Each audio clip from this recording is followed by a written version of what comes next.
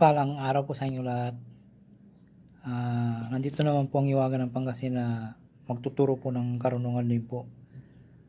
Ipagkakalo ko po sa inyo ay orasyon kung halimbawa mag-iwan ka ng mga gamit upang hindi pakialaman po at hindi po nakawin po. Napaka-importante po ito na i-share po sa inyo para may magamit po kayo sa oras ng halimbawa po umalis kayo ng bahay at yung mga gamit nyo po sa loob ay hindi po pakialaman o galawin o nakawin po. Napaka-importante po ito na i-share po sa inyo. Hiwaga ng Pangasinan naman po. Sana po ipakitulong po, paki-subscribe, paki-like and share po. Hiwaga ng Pangasinan. Orasyon kung mag-iwan ka ng mga gamit upang hindi pakialaman. Manalangin po lamang po tayo sa ating Diyos makapangyarihan sa lahat.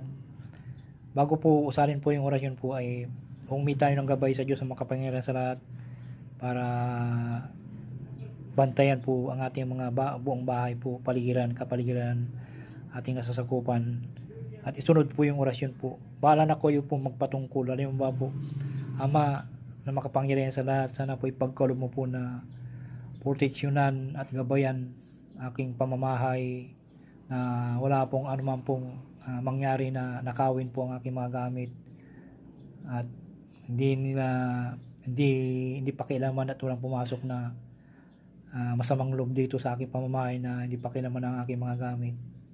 Sana po ipagkaloob niyo po, Ama, at bantayan sa oras ng wala pong tao, na kami po ay wala dito. Basta kayo na po ang bahala pong magpatungkol po sa kung ano po yung diskarte niyo po magpatungkol po. Yung sinabi ko po ay example lamang po yun na patungkol po. At isunod niyo po yung orasyon po. Narito po ang orasyon po. Habarak,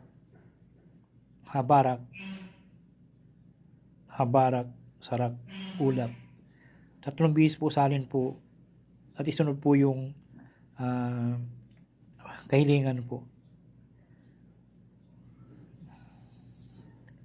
Walang sino mang makakakuha o gagalaw ng aking mga gamit sa mga ito.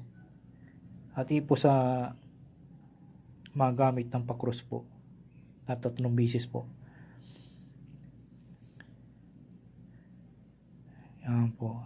Napaka-importante po ito na bago kayo umalis ng bahay ay gawin nyo po ang proseso na aking binahagi po para palagi pong ligtas po ang inyong mga gamit po. Kung talaga pong tatangkayin po kayo na nakawan po, kahit